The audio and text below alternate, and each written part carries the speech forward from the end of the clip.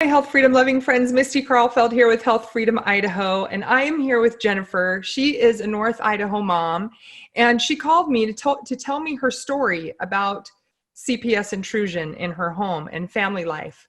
And one of the reasons I wanted to make sure you all heard this story is because when I was at the legislature, they had a hearing with CPS, and they were saying over and over that we need to do in-home visits preemptively with people that are at risk. We need to go into their homes before there's an issue, and that way we can avoid taking the children. Well, when I heard that, I thought of Jennifer's story because her kids were completely affected without being removed. So Jennifer, thank you so much. I appreciate that you're willing to tell your story and help parents in Idaho understand what's going on, and maybe even CPS. Maybe somebody's listening from CPS and will understand something they didn't understand before, and that is that even when they come into the home, it's a trauma to the children. So tell me, how did this road start for you? Hi, Misty. So my road started when I got a call from CPS, and the whole previous week, from the Friday before I got the call, my neighbors and I had both noticed that my children were both different, and I didn't know why. I didn't know what was going on. I tried to talk to them and figure out what was going on, and nothing. My daughter, who's usually this social butterfly, she was more clingy and whiny, and just she went from sleeping in her bed all the time to wanting to come and sleep with me all the time. Just behavior changes with her. And my son, he has sensory processing disorder, so he's a little more challenged in some ways, but we had been making some forward movement with doing the therapy. We increased it to twice a week, and we got to the point where we weren't really having any major meltdowns or issues with him. And then the whole week, little bits, he would start like kind of reacting in ways that we hadn't had to deal with in about 5 months. Wow. And so I didn't know why. Like I said, I just kept trying to, periodically check with them when I noticed something change or the behavior. I'd be like, so did something happen? Are you okay? And nothing. They all said everything was fine. It was good. And then the very following week, I got a call from CPS. And she informed me that they had gone to my children's school and that they interviewed both of my children and that they had opened a case against me for alleged abuse, which was not happening. Whoa. Yeah. And so initially I was trying to figure out how that could have even, taken place, because I'm pretty small. I keep to myself. We're good friends with our neighbors. And so I thought that maybe the school had made a call. And so I found you guys after being completely terrified by this CPS woman who made me think I didn't have a choice, but she had to come in and do a home visit and evaluate the safety of my children. And so I went out, I talked to people. I went out and did everything all these people who have experienced CPS have told me to do. They said, make sure you have everything stocked, make sure your house is immaculate, because there was one gal who ended up getting her kids taken because she had a dirty fork in her sink. And that was really the only thing she said was wrong with her situation. So of course, naturally, I'm terrified, and I'm a single mom. And with Xander, with his behavior issues, his sensory processing disorder, it terrified me even more, because this kid, he's somebody who, oh gosh, maybe now a little bit over a year ago, it was deep in his heart and on his mind. And he just kind of, one day he had tears in his eyes and his bottom lip was quivering. And I said, what's wrong, bud? And he says, Mom, I don't want to get married and grow up and move far, far away from you. And so the thought of, oh my gosh, what's going to happen to him? Because I was literally resigned to the fact that there was nothing I could do and that my kids were going to be taken from me. And I am by no means abusive to my children. I do try to give consequences so that they understand that there are always consequences for their actions. Right. But I've never been abusive to them. I've never left marks on them, nothing of that nature. And so I've had all this on my mind and in my heart, and I just fell apart. And I was a basket case thinking that the Wednesday, so I talked to her Friday. She scheduled the home visit for Wednesday. I didn't think I had a choice. So I said, okay. And that 5 days, 6 days was the most terrifying experience I've ever had. And that was just the trauma it caused me, not even mentioning the trauma, like I said, that we were getting into with my kids. So that Friday, typically our routine had been that it's just the three of us. So I would do laundry on the weekends, Friday night or Saturday. And so the kids would bring me their laundry baskets and they'd sort their laundry and put it in. Well, this particular time, I ended up sorting it for them. I can't remember why. But I noticed that my son's clothes, all of them smelled like pee. And this is a kid who, right after his third birthday, right after his third birthday, he was fully potty trained. He did it on his own. He decided he was done, and he was done. He didn't look back. And all of a sudden, he's wetting himself, daytime wetting. And so I talked to his occupational therapist, who obviously he's been in therapy. As soon as I called him, he said, Jen, he's told me multiple times, he goes, I wish that there were more parents that were like you and were doing the best they could to make their home life, not just put them in therapy and then let them be, but actually actively working with them to, help them achieve their fullest potential and be functioning and be able to do well in society. And so when I told him, his first response was, first off, don't ever talk to CPS or say anything to them. He said, don't do it. And I said, well, it's kind of late for that. Cause I basically told CPS, I told the lady the one time. I've only ever talked to her once, and it was that Friday that she called me. But I did tell her, I said, is because one of the allegations, like I said, it was abuse, it was spankings. And so I told her that, yes, I do spank on occasion, but never have I left marks on my children. He said, next time, just keep your mouth shut. And so at that point, I'm thinking, after I talked to him about it, that, well, it doesn't matter because I already incriminated myself, even though I'm not abusing my children. Mm-hmm. And so that just added to my terror. Literally from the time all this started, from the week before I found out even, he was daytime wetting every day. And it just stopped within the last 2 weeks. Oh, I'm glad to hear it stopped. As far as the trauma goes, and like you said in the beginning when you were introducing me, my kids were never even taken from the home. She never even had a home visit. She talked to them once. And then I was preparing for CPS, and in your video, I think I saw the one about what to do when CPS darkens your doorstep. And at the end, you mentioned the 3%ers. And I nannied for a friend, and she would mention the 3%ers. And so immediately I thought, okay, I need to call her. So I called her. I said, I know we never even really talked about what this 3%ers group is that you're a part of or that you talk about all the time, but I need your help. So that night she put me in a group chat with you and with several other people who gave me some of my parenting power back and some of my as a mother back. And so I ended up being advised to go into the school and to hand them a written hard copy and to record and revoke my parental delegation of rights from them, which basically meant that they are no longer allowed to have any CPS agents or any public officials speak to my children without my knowledge and consent or without the presence of myself or my attorney. And so I found out that attorneys, hardly any of them will even touch CPS. And the ones that I talked to, at least the paralegals and the secretaries and everybody that I talked to, they basically told me I was guilty. If CPS was involved, I must be doing something to abuse my children.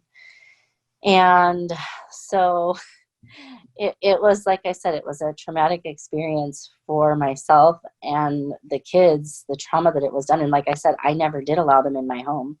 Right. But they were questioned at school, right? They were questioned at school, yes. And so do you think that's where they got scared? I don't know. I mean, like I said, it was very noticeable that day, the Friday that they talked to them when they got home, my neighbor even commented going, they're acting really strange. And I said, I know, I don't know why, because our kids play and we were outside with them watching them play, and they were just acting off. They were just acting different. And yeah, and talking to them, like when the little bits and pieces that I was able to get out of them, I don't know what CPS said and what kind of leading questions they said. Okay. What leading questions are they trying to manipulate our children into, saying? And what are they saying that's traumatizing them to the point of, to this day, I still haven't had, maybe in the past 3.5 months, I'd say maybe they've slept in their beds fully again 2 or 3 times totally. And before that, they stayed in their beds, in their rooms all night long. I want to add to that what you said about leading questions, because one of the books that I think everybody should read is called Legally Kidnapped. And this gentleman was a CPS caseworker. And so he goes into detail about how they ask children questions, and especially like asking them questions at school or away from their parents. Tommy said that you and he got hit by Maria. Tommy is a real smart guy, and I think you could be pretty smart too. Are you going to be a good boy and tell me the same thing that Tommy said? Like, speaking of leading questions, and this is the way they frame questions to little kids. And of course, little kids want to please. Yeah. They want the person on the other end to be like, yes, you are smart. You did give the right answer. But yeah, it's just, it makes you wonder. And I do think that it's important for people to be more aware, especially with them trying to push to have home visits just because, to prevent stuff. Right. I mean, like I said, they didn't even come for a home visit, but my children were traumatized, and we're still picking up the pieces. And it's different. The dynamic is totally different. And it's like all the progress we'd made with him being in therapy and everything else, it just went down the drain, and we're having to start over and find new ways of doing things. And the one thing that I was grateful for is because I did initially think that it was the school that had contacted them. Mm-hmm. But through the course of this, I did find out from them that no, they didn't know anything about it until they showed up.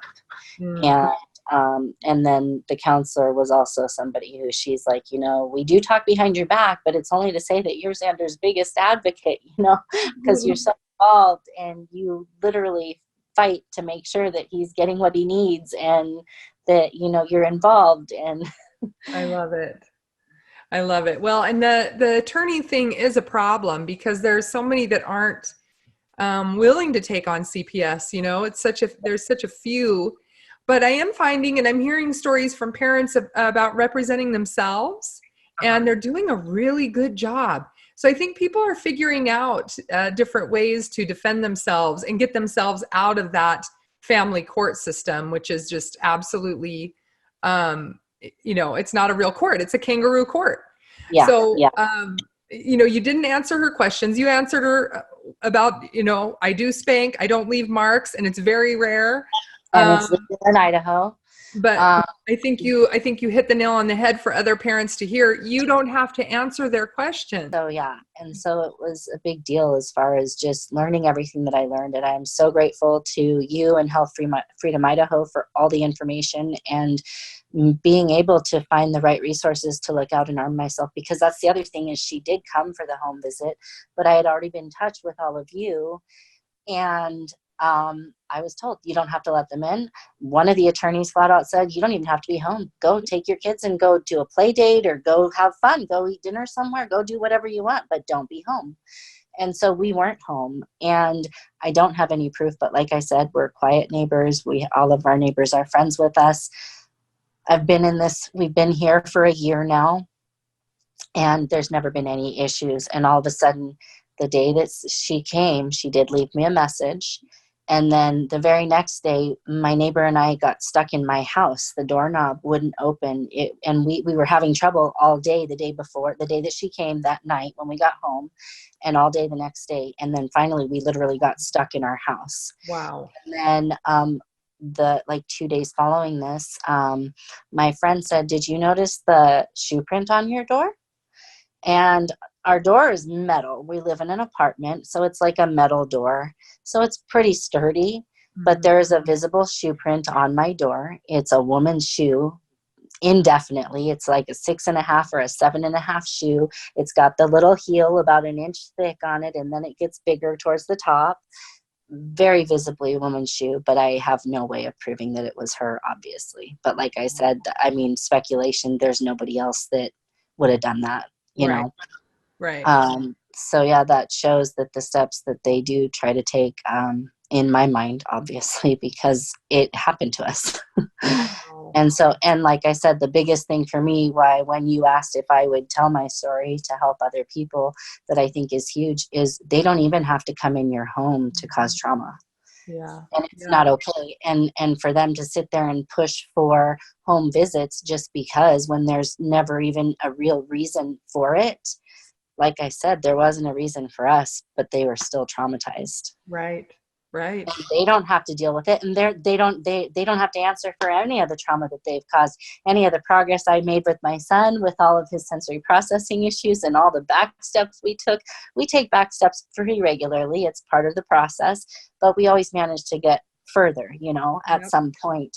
And this, it's been like, we're going back like 5 or 6 months again. And so it's just Which like, is a lot of money for you too. mm-hmm. It's not just the effort and the time, but it's a lot of money for you. Yeah, exactly. And yeah, the government is not there to pick up the pieces after they create the disaster, you know? Yeah. That's what's so, And that's that's literally what happened, is they caused the trauma, they caused the disaster. And then they did finally, after I only had that one interaction with her, I left her the message and I never responded to her message. And then about 2 or 3 weeks later, so the whole process was about 4 or 5 weeks that it took, but I got a letter saying they closed my case because they found the charges were unfounded. Good. And sending me paperwork in case they suggested parenting courses for me. But didn't they also say that if they get called again, that it was going to be bigger trouble? If they get called again, it would be bigger trouble. Yep. Can you believe that? I mean, you were found completely innocent. There was oh, it's so aggravating. The very idea that they can have an accusation, try to follow through, find that you're not guilty of anything, but then say, but if we get called again, there'll be bigger ramifications. It's going to be bigger ramifications. Dare they? Yeah. Wow. And there you are picking up the pieces. And then you've got this, you know, looming threat. Mm-hmm. It's absurd. Well, at least you know that the people at your children's school are so in love with the way you advocate for your kids. And so, you know, hopefully that's a safe place. But now do the kids, I'm just curious, we haven't even talked about this, but have the kids expressed any unease going to school now? Well, there was a little short period for about the first month after all of this went down that Xander didn't want to go. He didn't want to go. He didn't want to go. But when I'd ask him why, he would never give me a direct answer. And so I don't know if it was because of like I said, I mean, obviously there was some trauma. I don't know if they terrified him into thinking, because that's the only thing I've gotten out of him as a definitive thing over the past couple months is he's gone back to, I don't want to go far, far away from you, Mom. Yeah. I don't want to go far, far away from you, Mom. You know? And so I don't know what was said. I don't know that I'll ever find out what was actually said during that encounter and interview at their school. But something that led him to think that he was going to be taken far, far away from me. Right. Obviously. Well, you did exactly what I tell parents to do. You are the first line of defense for your children, and you took on that first line even without having the tools of knowledge at the beginning. You went out and found the knowledge and found the tools. So my hat's off to you, my friend. I'm so thankful that your children are safe at home with their mama bear, and that they will continue to be safe at home with their mama bear. So good job. I'm just incredibly moved by how hard you worked to protect them. that I'm all they have. and they were given to me for a reason, and you guys reminded me of that for the moments that I thought that I didn't have a choice. So I'm grateful for that too. Good, good. Well, thank you so much for your time. Absolutely, Misty.